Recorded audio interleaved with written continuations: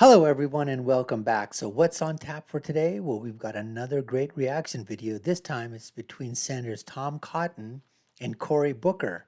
And they've got a pretty heated exchange on the floor at a Senate hearing. So, we're going to get to all that in the next few seconds. But before we do so, if this is the first time that you've tuned in, or if you've already been watching us for some time and haven't subscribed, we'd love for you to go ahead and subscribe to our channel because you're watching the Dr. Nasir Shaikh Show. I'm your guest host for today. My name is Dr. Nasir, and let's get to that video right now. Mr. Chairman, my friend Tom Cotton mentioned my name. May I make a small response? Without objection. So first of all, I don't object to scheduling. Fentanyl has been scheduled for, it is scheduled. You're talking about fentanyl analogs, and we should be specific about that. The scientific community has said we should test things before we schedule them, but you've actually won for the last 4 years. Fentanyl analogs have been temporarily scheduled. So what you're saying is not true. And the second thing I want to say is 4 years of doing what you want to do, which is permanently scheduling, 4 years of scheduling fentanyl, has actually not seen the response that we want. We are in this nation seeing this overwhelming fentanyl crisis. And Mr. Chairman, we're trying to just do the same things we've been doing that caused mass incarceration in the first place, but didn't actually make us safer, as we've seen with the problem with fentanyl. So I'm happy to work on a real solution. Right now, again, for the record, fentanyl is scheduled. Fentanyl analogs are scheduled, and the crisis is getting worse. So we know there are a lot of things we could be doing to solve this problem, but having people beat their chest to try to create more and higher mandatory minimums or more scheduling when things are already done, that's just posturing. What we need to do is solve this crisis in America and come together in a bipartisan way to make this nation safer. And not to rhetoric that's just not true when this nation already has fentanyl scheduling, fentanyl analogs are scheduled, but the problem is getting worse. It's not just a permanent scheduling. Yesterday, Senator Durbin blocked Senator Grassley's. All right. Apart from all of that banging, gaveling, all that, the verbal diarrhea that is emanating from Cory Booker's mouth is absolutely astounding. This guy wouldn't know a drug from an addict. I mean, this guy is just unbelievable. I mean, you talk about one of the most leftist, most progressive senators out there. I mean, this guy is right there, okay, extremely to the left. And basically what he's saying is that, okay, so fentanyl has been scheduled. All the analogs have been temporarily scheduled. But the problem he's saying is that even with mass incarceration, which is not true, we're at record low levels of incarceration of people. But the problem still gets high. The reason is because you guys keep letting these drug dealers get out early on their sentences. That's the problem. We can address the fact of, helping people that are hooked on drugs. And we have diverted millions and billions and over the time, I'm sure trillions of dollars to help people, okay, with their drug rehabilitation problems. We do that. We spend billions upon billions of dollars doing that. That's not the problem. The problem is that when you keep putting criminals back out there, you don't close the loop, you don't close the southern border. So you've got, how many, millions of tons of drugs are flowing over the border? And there's no accountability at all. You're not doing those kind of things to help, are you? Let's hear Tom Cotton's response. Mere 14-month scheduling. The simple fact of the matter is, Democrats will not take this seriously unless they get something in return, like more violent felons released from prison. So I'm happy to have this debate on the floor later today. I have a stack of letters right here from parents whose children were killed by fentanyl sent to Senator Booker, and I'm more than happy to go to the floor and read those into the record if we want to. Again, I'm sorry, Mr., but that's just not true. Just not true. This partisan rhetoric, this partisan warfare, that we all don't have people in all of our states who are dying from this crisis. And so what he's asking for is already done. We have fentanyl scheduled right now, but more and more people are dying. Why can't we come together? Because there are a lot of Republican groups that I work with, a lot of Republican think tanks that I work with, that have real solutions to this crisis of people dying. I would never accuse my colleague, Tom.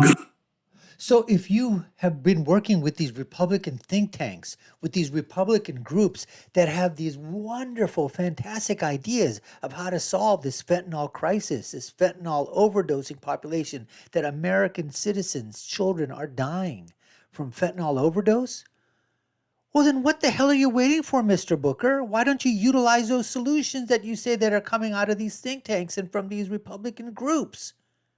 That's my question. If you've been working with these people and they've got these great solutions, you've been in Senate now for how long? What, 2, 3 terms? And you've done absolutely zero, zip, zero, zilch, nada. You're in a state, in one of your cities, what is it? I think it's, is it Bergen or is it Jersey City or somewhere in New Jersey? I mean, one of the worst. I mean, it's just an absolutely terrible, terrible city in terms of crime, in terms of drugs. What have you done to solve the problem in your own freaking backyard? Let's continue.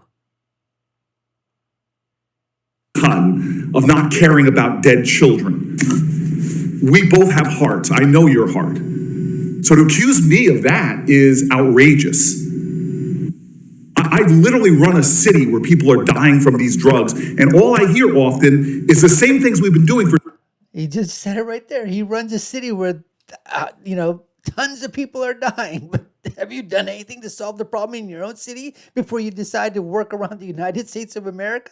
Solve it in your backyard first, sir. Then we'll see if those solutions work. And then we'll decide whether or not we can utilize those solutions. That's right. Use your city as a laboratory. Use those solutions you were talking about that are coming from these Republican think tanks and these Republican groups that you're talking about, or Democratic groups, whatever. These solutions that you say would basically, rid us of this problem once and for all.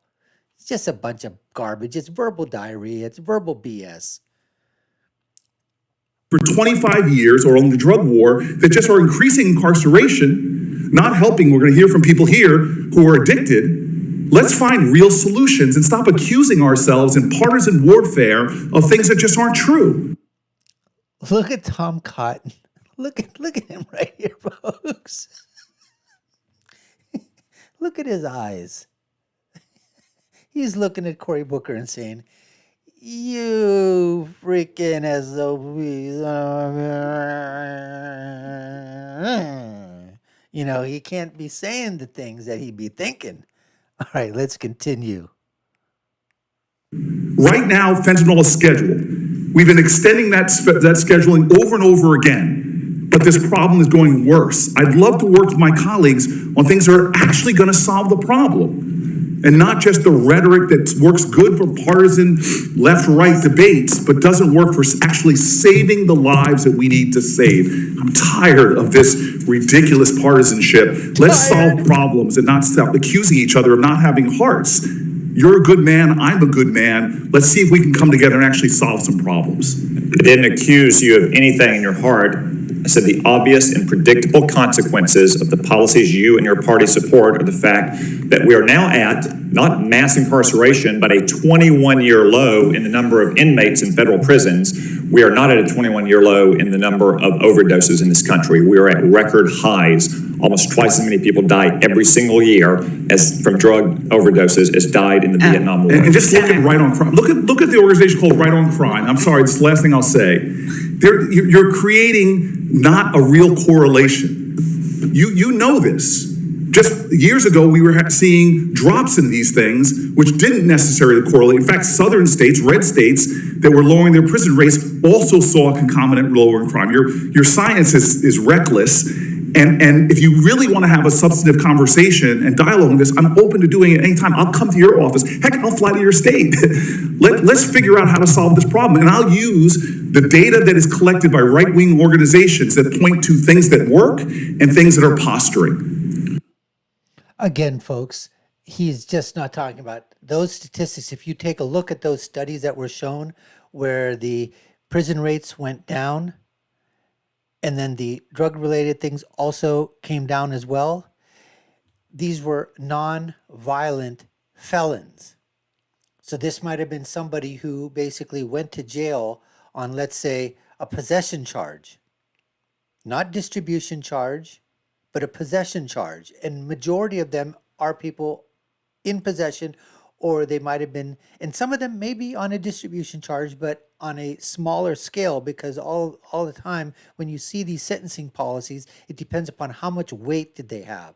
And they break these down, and the Congress puts these things inside there. So it may be like in, ounces or pounds or whatever it is. So some of them, a lot of people, okay, yeah, they possess it and they get busted. Some of them might have been in the possession in the thing of maybe distributing. They were doing a couple of ounces or whatever. Who knows? But the thing is that they get put in jail. But these are they had non-violent records. So when you let non-violent people go out, yeah, they might go back to using, they might start going maybe to distributing or whatever. And it's possible they might, you know, decide that something happens and then they become violent after that. But in the past, they haven't. So when you're using these studies, you have to be very careful as to how you're doing it. And when he's talking about, hey, I'll bring all these right-wing think tanks and the stuff that works and the stuff that didn't, where the hell have you been, Mr. Booker? Where have you been for the past 6 years or 12 years, however long you've been in the cesspool, the swamp, the toilet bowl of Washington, D.C., representing the state of New Jersey, which by far some of the cities are some of the worst. And it's a blue state all around.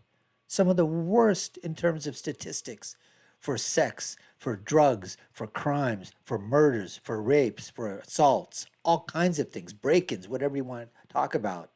It's a terrible place. The city that you live in. It's a terrible, terrible, Mr. Booker. Fix your own backyard first before talking about anybody else.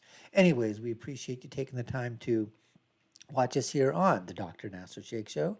I've been your guest host. My name is Dr. Nasir. And if you haven't already done so, we'd love for you to subscribe to the channel, hit that notification bell, like, share, and follow us. Put your comments down below. We'd love to hear what you think. Were you on Cory Booker's side? Are you on Tom Cotton's side? What do you think about mass incarceration? What do you think about, should we just be letting, people go early? What are your thoughts? And I'll leave you with my final thought, which is, when you're right, and when you're left, you're wrong.